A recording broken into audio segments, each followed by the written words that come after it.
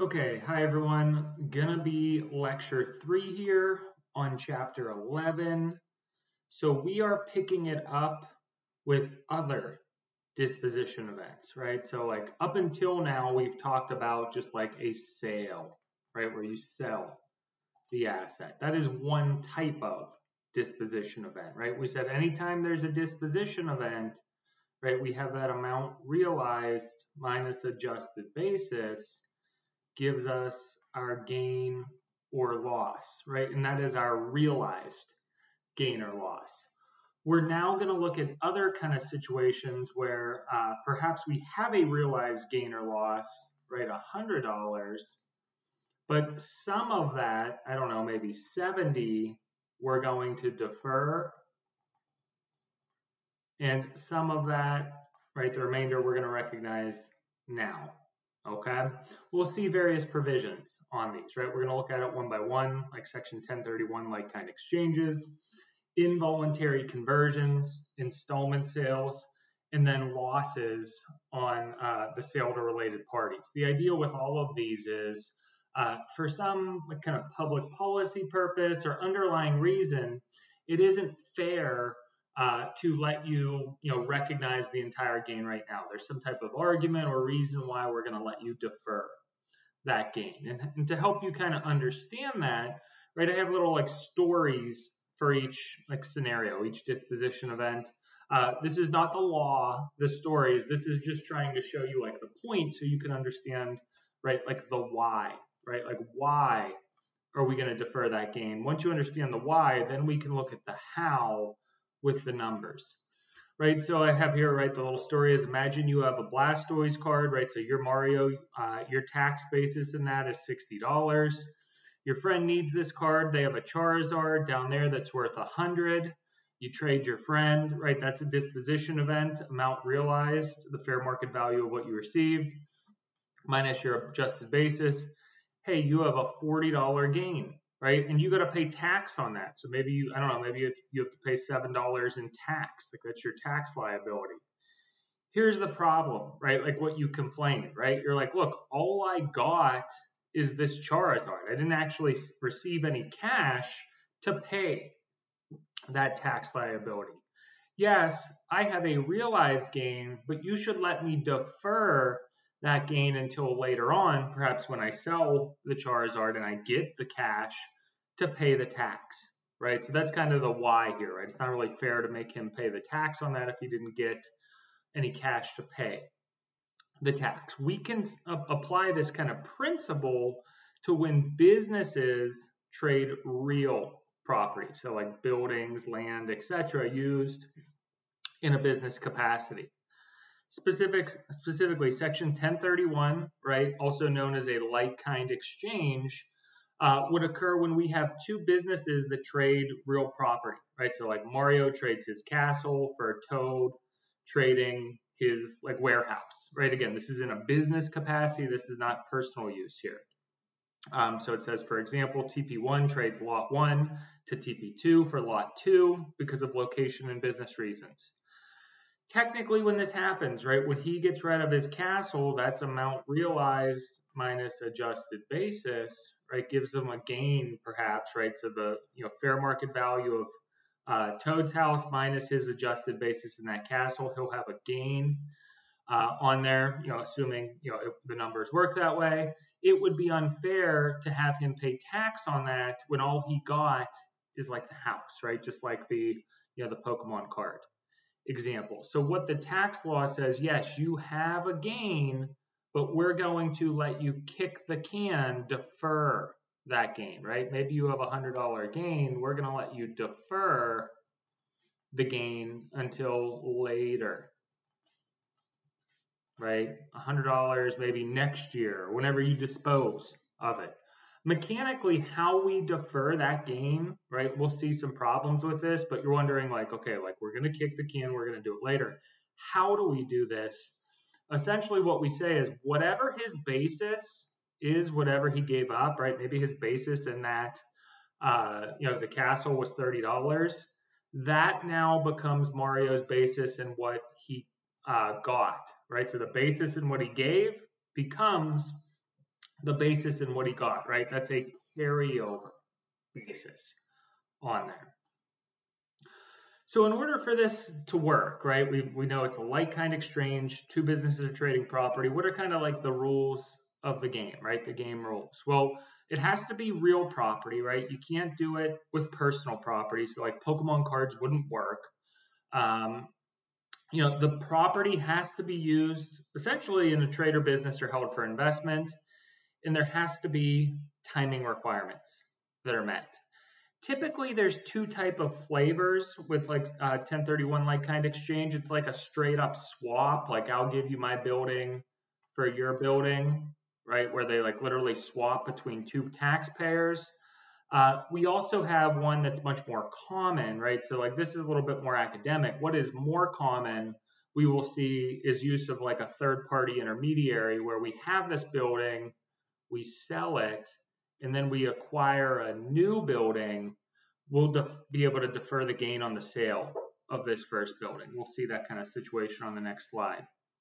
So the property, right? It's got to be real property used in a trade or business or for investment. So like a warehouse for a condo, land for land, real property for investment property, assuming it's in a business capacity. One of the things, right, is it's not always practical where you can find somebody and be like, we're going to swap immediately, right? So this is where we have kind of this third party rule where it's kind of that second flavor over here, right? This is kind of this third party rule that essentially says this, right? If we use a third party qualified intermediary to sell the property, we receive the proceeds and then we use the proceeds from that to buy new property, we can defer the gain. We can kick the can on it. And specifically in this setup, right, we have to identify the new like-kind property within 45 days of sale of the old. And we must receive the new like-kind property normally within 180 days of the sale of the old, right? So this is kind of showing that right here, that third party rule.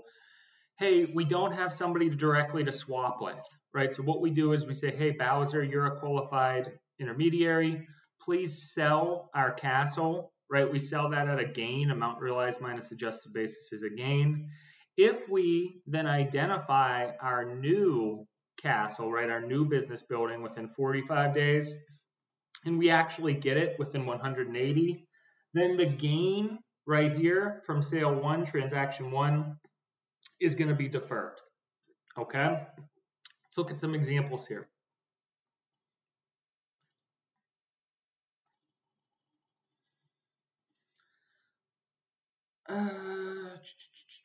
Okay, 1114, this just says, hey, on August 4th, year one, we have a like-kind exchange. If we were to do this, right, if we were to use this kind of qualified third-party intermediary, well then, hey, you have to have that 45 days to identify the new property, and then it's 180 days to actually receive the new property. Let's look at 1115 here, right? So the 1114 was kind of that third-party rule. This one is showing like sort of the more academic, like the true swap. Right, so we have like Mario who's giving this up, right? Land with a fair value and an adjusted basis. This is what he gets, right? From like Toad. We run the numbers, amount realized, the fair market value of what he receives, minus the adjusted basis in what he gave. Hey, we have a realized gain of $11,500. However, of this realized gain, 11.5, we are going to recognize or put on the tax return right now, 0. In other words, we're going to defer the entire amount. And what we then will do is we'll say, hey, whatever our basis is in what we gave, right, that now becomes our basis in what we received, right? So right there, that's going to be our basis in land 2 on there.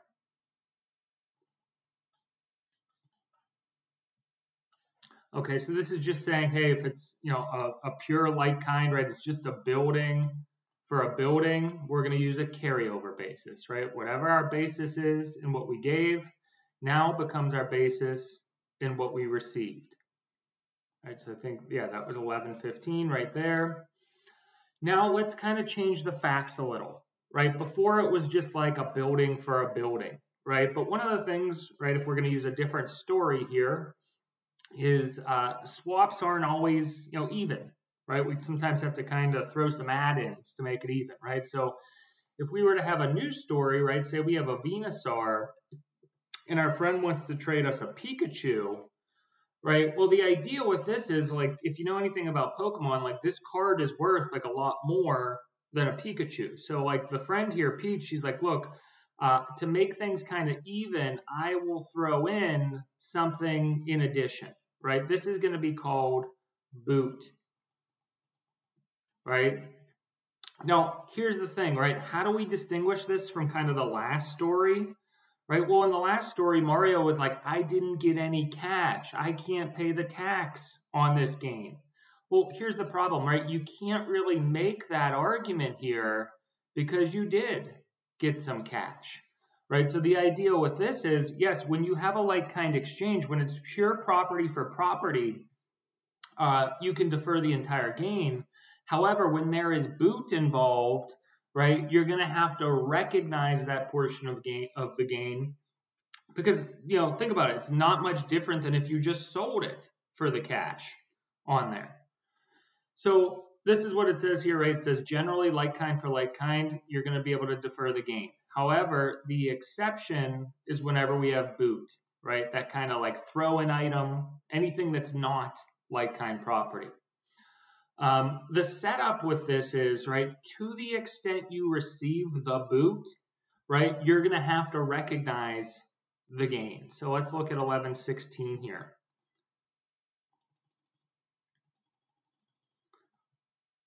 Okay, so we have a taxpayer who's trading land for land plus cash, right? So there is some boot involved, right? So we have like Mario and Peach here.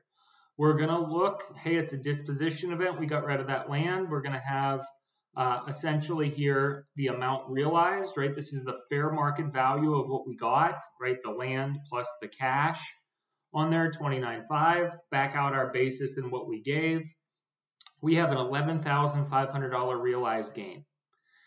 Here's the idea with this. In order to figure out, yes, we have boot, right? So because we have boot, some of this realized gain is going to be recognized. And essentially what we do here is we pick the smaller of the realized gain or the boot. Typically it'll be the boot, right? And that is what we're going to recognize. To make a long story short, we have an $11,500 realized gain. However, to the extent we got the boot, we're going to recognize that now, right? Pay tax on that now. We got the cash, right? And the remainder, the leftover, right, we're going to defer, right? We'll kick the can on that. We'll recognize the gain later, okay? You can read through this, right? One of the things it says here is, hey, could this work for a loss, right? Well, yeah, you could hypothetically use a like-kind exchange and you could run the math and you'd be at a loss. That would not be a good tax planning strategy because as a general rule, right, proper tax planning strategy provides that you should accelerate expenses and defer income on there.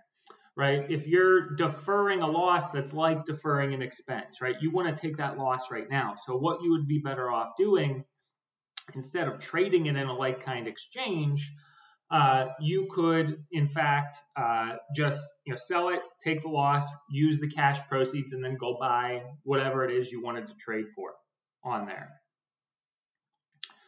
Now, one of the things to be aware of, right? So like, you have boot involved, right? What is your basis in the boot, right? Well, generally it's going to be the fair market value of the boot. Likewise, what is the basis in the property you received, right? Well, we will see when boot is involved, essentially it's a little bit more complex, right? We're going to have to run the numbers. When we talk about like-kind exchanges, there's only two things I can test you on, right? Imagine it's Mario, right? I would say, can you please tell me the realized gain? Can you please tell me the recognized gain? can you please tell me the deferred gain? Right, so we can look at just like running the numbers there. I can also say, can you please tell me his basis in what he got? Right, can you please tell me the basis in the boot? Right, these things are simpler if it's just real property for real property. Right, it's generally going to be the entire realized gain is deferred, and then we're going to have a carryover basis in what it is we received. It gets a little bit more messy when boot is involved. Right, when boot is involved, right, the basis in the new property received, you could run the numbers through this. I like to kind of think of it this way, through this simplified method. Right, here it's going to be the fair market value of what you got minus any deferred gain plus any deferred loss is the basis in the new item that you received. Mouthful, you're not going to hear this once and get it. You kind of have to wrap your head around it. Let's look at an example here to show you, right? So again, we have land for land and cash, right? So there's boot involved. They're throwing some cash in. We run the numbers down here, right? Amount realized, it's all the fair market value of what we got. Our realized gain, we pick the lesser of the boot or the realized, just what we did last time, right? 11,500 realized, of which we recognize 2,000 now, the boot, and 9,500 later, right? So I told you there's 4 things I could test you on, right? 1 is this, the realized gain. 2 is, could you please tell me what is recognized? 3, can you tell me how much is deferred? And then down here, right, 4, I could say, what is your basis in the item you received? And then 5, what is your basis in the boot, right? Well, the boot is always fair market value. This is showing you here, right? So just let's back up here, right? We have an $11,500 realized gain. 2,000 now, 9,500 later, right? Later is going to be the deferred gain, right? Because we're deferring it until later. It's a gain, but we're deferring it till later. So if we use our little item here, right, we're going to take the fair market value of what we got, right? So it's going to be 27,500, right? The fair market value of what we got, right? The land.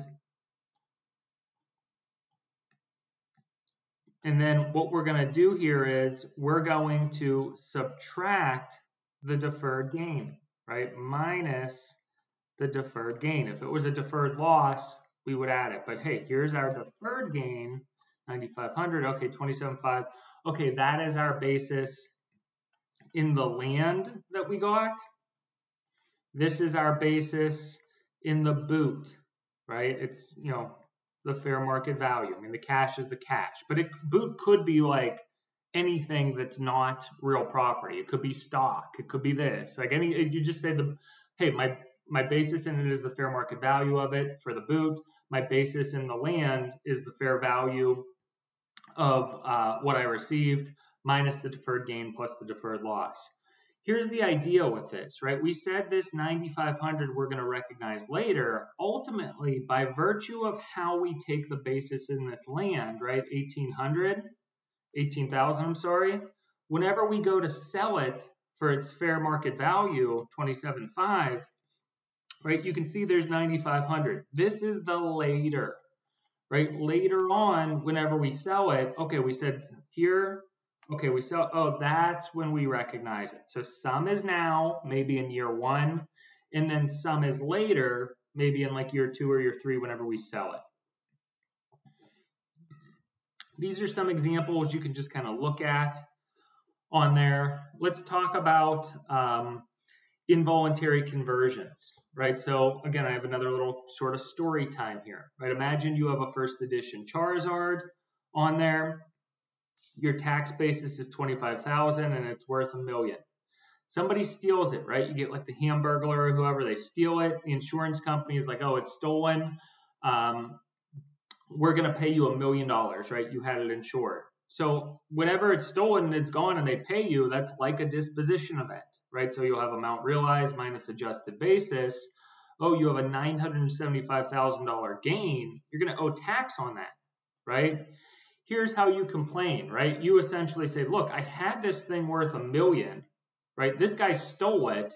Yeah, you pay me out $1 million, but I really only walk away with like 805 in my pocket, right? It's like I had something worth $1 million, and if you make me pay tax on this, right, I only have something like in my pocket 805 in cash. Like, this isn't fair to, make me pay tax on this. This was like an involuntary conversion with there. So that's kind of the why. Let's look at the specifics with tax numbers, right? So essentially an involuntary conversion, this happens, and again, we're talking about business property here when the property is destroyed, right? It's an accident, a disaster, condemned, seized, right? And sometimes, right, if you run the numbers, you can have a loss, right, with whatever the insurance company pays you out. But it is also possible, right, when the insurance company pays you out, that you have a gain, right? So we looked at that kind of setup with the Charizard there. One of the things here, right, so this applies to personal and real property. Whenever we have an involuntary conversion, it can either be a direct conversion or an indirect conversion. The direct conversions are the easy ones, right? So, hey, we have a business use car, right? This thing gets destroyed in a flood, and then the insurance company is like, okay, we're going to give you a new, car for your business, right? Oh, that's a disposition event, amount realized minus adjusted basis. Potentially could have a gain. Well, in this case, right, if we get a direct replacement, we're just going to have a carryover basis, right? Whatever our basis in that old car was, 300, becomes our basis in the new car, and we don't have any gain. We're kicking the can on it there. That's easy, right? What's a little bit hard, it's not really hard, but it's, just you have to analyze it a little bit more, is an indirect conversion. Our business vehicle goes down. They don't give us a direct replacement, right? Instead, they're like, hey, here's some money, right? Depending on how we use this money, specifically, do we use it to find and acquire new replacement property, right? Then we won't have to pay gain on it from the, the disposition event. But to the extent we pocket the money or keep it, then we're going to have to recognize gain on there. Right, so we're talking about indirect conversions. They give us cash. We said how we use it tells us, do we have to recognize any gain from this? Right, so essentially what happens here is, like I was saying, right, TP can defer the realized gain if they acquire qualified replacement property, right? So we use the money and we acquire replacement property generally within 2 years. However, to the extent they do not reinvest it, right? They keep the money, right? They pocket the money. Then they're going to, essentially, it's kind of like boot. It's like they sold it for cash. We're going to have to recognize the gain on there. So let's look at 1118 here.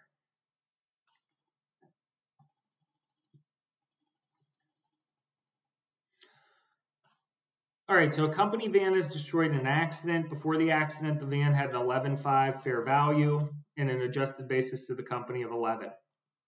They get $15,000 in cash from the insurance company, right? So this is like the hard example on there.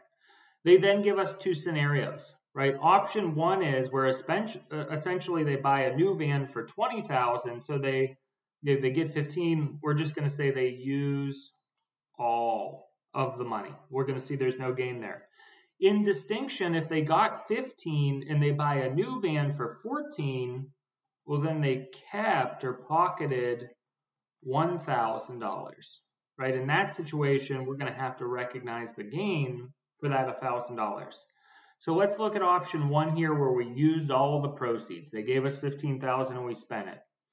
Step one is, right, we got $15,000 from the insurance company. We back out our basis in the car that was destroyed. We're looking at a $4,000 realized gain. The company pays us 15. We used all 15 on a new van replacement property. Accordingly, of the $4,000 realized gain, 0 we're going to recognize now, and all 4,000 we're going to defer, right? This is essentially like a modified easy version, right? Because we're using the money to just get replacement property on there. And one of the things here, right, kind of like how we had that equation before with the boot, where like what is your basis in it? It's like the fair market value of what you received, plus or minus the deferred loss, the deferred gain in there. Similar setup here, right? It's going to be the fair market value of the replacement property. So if I said, what is your basis in the new van? What's going to be the fair market value of the new van, minus the deferred gain, 16,000 on there. So if I came up to you and I said, could you please tell me your basis in the new van, 16 grand. Let's compare that with option 2 here, where they give us 15, right? But we spend 14. Oh, $1,000 we kept, right? We pocketed it. Accordingly, of the $4,000 realized gain, 1,000 that we kept, we got to recognize now, right? Well, if we recognize 1,000 now, 3,000 we're going to defer on there. Likewise, what is our basis in the new van, right? Well, it'll be the fair market value of that new van minus the gain we deferred, the 3, right? So it'll be 11,000 on there. All right, next setup, right? Another kind of disposition event here where we may defer the gain on there. So let's say, here's a little story time. You have a Jigglypuff card, right? That's great. You have a tax basis in 10. It's worth $100. That's awesome, right? Your friend comes to you and says, look, I want to buy this Jigglypuff from you. I'm willing to give you $100, but here's the deal, right? I'm going to give you $20 in year 1, $20 in year 2, $20 in year 3, year 4, year 5. Okay, you're like, that's great. You run the numbers on this, amount realized minus adjusted basis from the disposition event, you have a $90 gain this year, right? Well, if you have a gain, you're going to pay tax on it. Here's like your argument, right? Like, look, I shouldn't have to pay tax on this entire amount. He only paid me $20 this year. Can you please let me recognize this gain commensurate with each year in proportion to the money I receive? That is called an installment sale, right? It's kind of like a payment plan. So if we have an asset sale at a gain, right, the general rule is you're going to recognize the gain in the year of sale. The exception is an installment sale. If we were to define an installment sale, this is where the seller, right, the guy selling the Jigglypuff, receives at least one payment in a tax year after the year of the disposition. So they're going to give me $20 next year, the year after. This does not apply to losses, right? It's only for gains. And essentially what happens here is it lets us recognize that gain piecemeal, commensurate with the payments as we receive them. It's like a little bit each year on there. So one of the things with it, right, with installment sales, there's a little bit of math, right? So here's that kind of Jigglypuff scenario, right? We sell it here. Let's just say we have $100 gain, right? They're going to make 5 payments to us, right? So it's like payment 1, 2, 3, 4, 5. What we'll do is, right, we'll just break that up into fifths, right? Because it's an even $20 every time, an even payment stream, right? When it's even, like $20, $20, $20, or whatever the number would be. So if it was $1,000 gain, or let's just say it was, $100 gain that we have to recognize, then it would be, I don't want to do that. Let's change this to make it 500, right? We run the numbers. We have a $500 gain. I'm just changing the facts a little bit. They're going to pay us an even amount each year over 5 years. Then essentially in that case, right, give me a second here, right? We're going to recognize $125 each time, 125, 125, 125, 125. When it's an even amount, right? 20 bucks a year, 50 bucks a year. Then you could just break it up like that. Where things get a little bit tricky is when it's an uneven payment, right? When it's uneven, say it's like 20 bucks in year 1, 40 bucks in year 2, they're going to pay us 70, 0, they're going to, right? Like in that case, then you're going to have to kind of use this equation down here, right? The gain recognized, right? Every time they make you the payment, right? We know we have to recognize some of the gain. To do that, right, we're going to have to do the gross profit percentage times the payment amount, where the gross profit percentage is the gross profit over the contract price, where the gross profit is the sales price minus the adjusted basis, where the contract price is the sales price minus any seller liabilities assumed by the buyer. Mouthful there. Let's look at an example at 1119, right? I would be more concerned with just getting the math down on it, understanding the theory. We have an installment sale, right? The idea with this is, hey, I will, buy your Jigglypuff, right? I'm going to pay you $25,000 in year 1, year 2, year 3, and year 4. So this is an even payments, right? It's the same amount every year, $25,000. So we know that it will be piecemeal each year, the same amount we recognize. But let's just say it was uneven, right? Or we wanted to do the even with the equation. How would we do this, right? So essentially what we do is figure out the gross profit, right? Okay, 100 minus 30, that's our gross profit, a 62.5. We take that over the contract price. Hey, 62.5% is profit on there. So every year 1, year 2, year 3, each time they make the payment, right, 25,000, right, we'll multiply that times 62.5. Hey, right, if that's the payment, what we're going to recognize is the payment times the percentage, 15 on there. You could do it 25, 25, 25.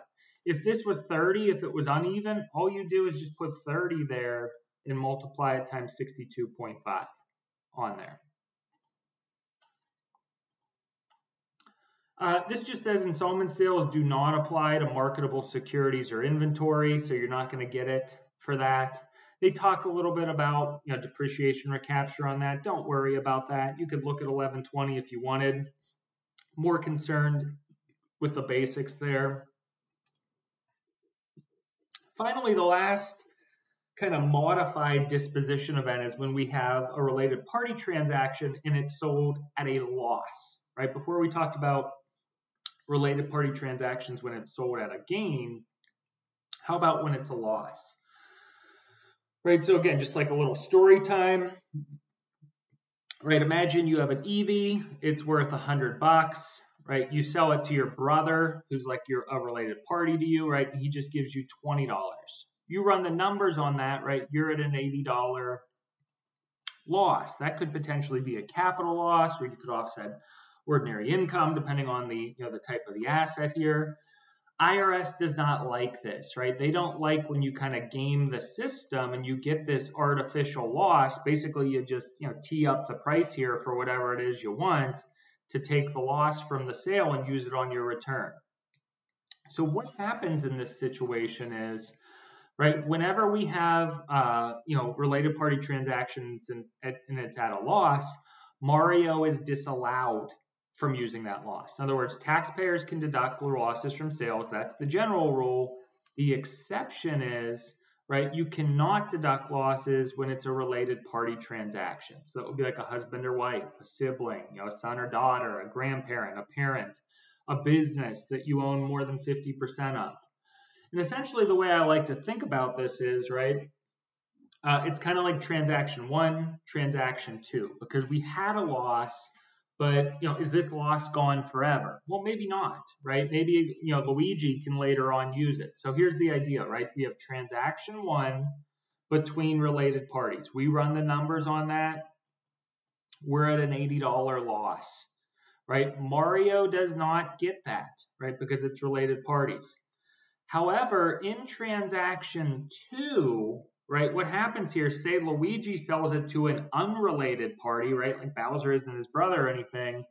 And say Luigi has a $120 gain, right? What we can kind of do here is phone a friend and say, oh, Mario's disallowed loss, right? Now we can use that to offset there, right? So Luigi's recognized gain is going to be 40 on there. So you kind of kick the can on the loss. You can use it later on. Compare that with, right, say Luigi sold it and he had a $60 gain, right? We can still phone a friend from that, but the best we're going to be able to do is take that down to 0, right? We had 80, we used 60 of it. The remaining 20, you can kiss goodbye, right? That's gone forever. You lose that there.